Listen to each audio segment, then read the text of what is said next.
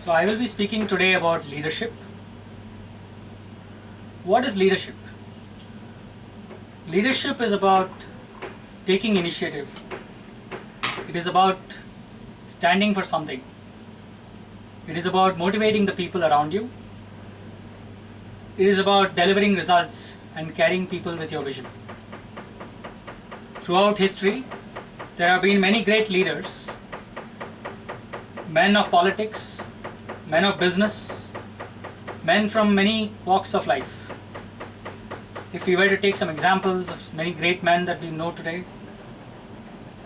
politicians like Mahatma Gandhi in India, Abraham Lincoln in the US, Nelson Mandela in South Africa, you will notice that there is a common quality that you see in most of them. The strength of conviction in their beliefs, their ability to motivate people around them, rally them to a cause, and take them to their destination and goals. You see these many same qualities among business leaders too. Whether it is Steve Jobs, whether it is Narayan Murthy, whether it is Ratan Tata. The ability to work with humility, be deeply passionate about what they believe in, to be able to carry so many people with them working towards a common goal. You find that leaders are imbued with these qualities. But are leaders always assigned this role of leadership? Is it possible to be a leader even though you are actually not authorized to be one? Yes, it is. And I will tell you a little story about one experience that I've had about how someone who's not a leader stood up and took the mantle of leadership and delivered on that. So a few months ago, I went on a trek in the Himalayas. It was quite a challenging trek. It was difficult. We had to cross snow-capped mountains at altitudes of 16,000 feet. We were a group of around 20 people. We were traveling with a trek guide who was very familiar with the route and had carried many such groups before. This was about 6 to 7 days of trek. And we had a very interesting and quite a challenging experience on the fourth day. We were passing through a snow-capped pass, crossing a glacier. And as is the case with many treks, there are people with different abilities and different levels of capacity to do the trek. Obviously, there were a few people who were lagging behind. And we had an instance where there was a small avalanche that broke off. And a small group towards the end was almost caught in it. So one of the members of this group, who had done a few treks before, showed very good presence of mind. He was able to, because he had an experience before of seeing another such instance, he took the initiative to rally the group, to help them cross that path very quickly before they were going to be engulfed by this avalanche, and show them the right path to be able to get to the next level. This was about 2 hours of fairly scary moments for everyone, because we weren't quite sure if everybody would make it. And clearly he was not a guide who had done this route before. He was just a trekker just like all of us. But what he showed at that point was great courage, presence of mind, an ability to quickly motivate those with him.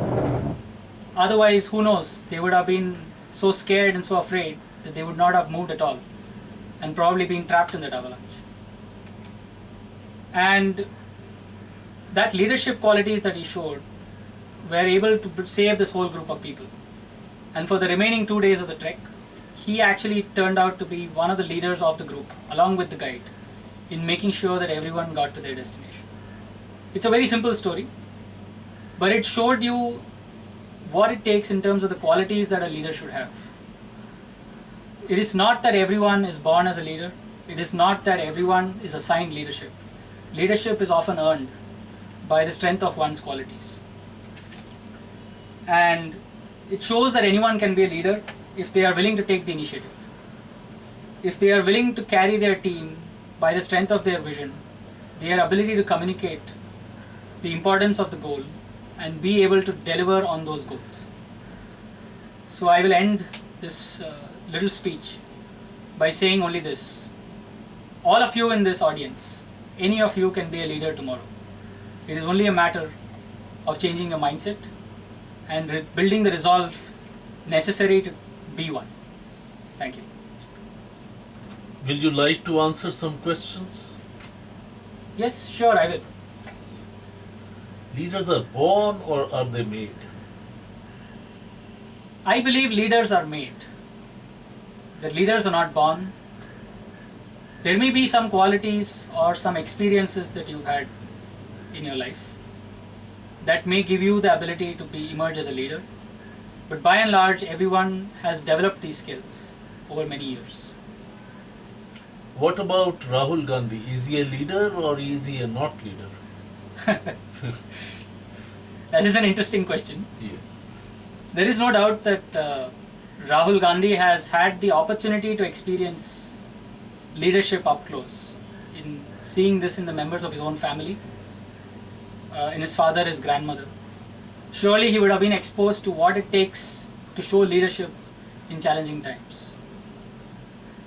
But not everyone is motivated or inspired to be a leader, or is even interested in being one. No, my question was that he is born in that family. Correct. He's born in that family, therefore he is a leader. As Or I he is said- not leader at all. As I made the point in my speech as well, Yes. you do not have to be a born leader to be a leader. At the same time, someone who may be born in a family of leaders may yet not be someone who has the personality to be a leader. It is at the end a very individual quality. It is not one necessarily acquired by sort of hereditary experience. Good. Now, talking about business leadership, Yes. what does it mean? Does it mean more profits only? Or growth of the company? What does it mean? What should the CEO do?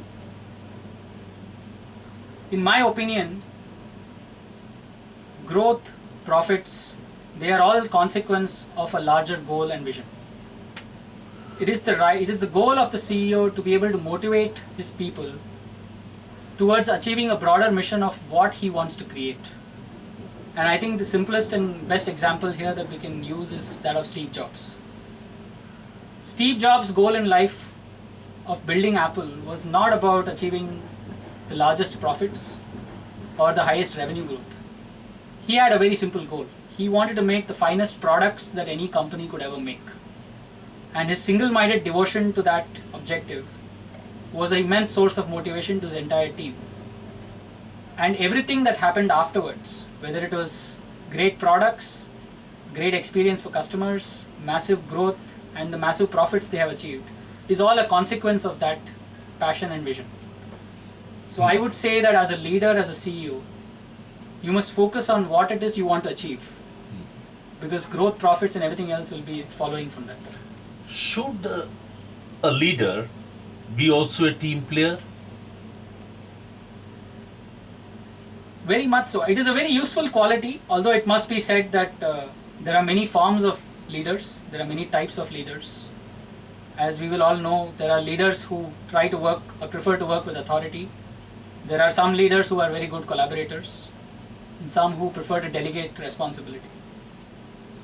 So I would not make the sweeping statement that all leaders need to be team players. But there is no doubt that you will see in the personality of the organization that they are leading or the movement that they are leading will be a reflection of their own personal style of leadership. Here you have talked about Steve Jobs. Correct. Was he a team player? You make an interesting point. Steve Jobs, most biographers who have written about Steve Jobs would argue that he was probably one of the worst team players there ever was.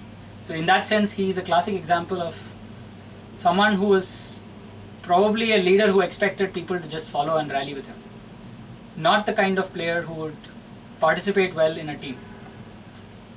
But nevertheless, I think he was driven by the strength of his passion and his devotion to his goals. People saw a certain earnest dedication to that and felt motivated to work with him. So while he no doubt had many deficiencies in his ability to communicate with his team, he made up for it often by his sheer passion and dedication to what he wanted to achieve. I'm told in his large company, he knew only 5 or 6 people. Others he never bothered to know, or others he didn't know him. Is that right? That may be true. I am not fully aware of the facts. Okay, thank you very much. Thank you. You have really answered the question. Good.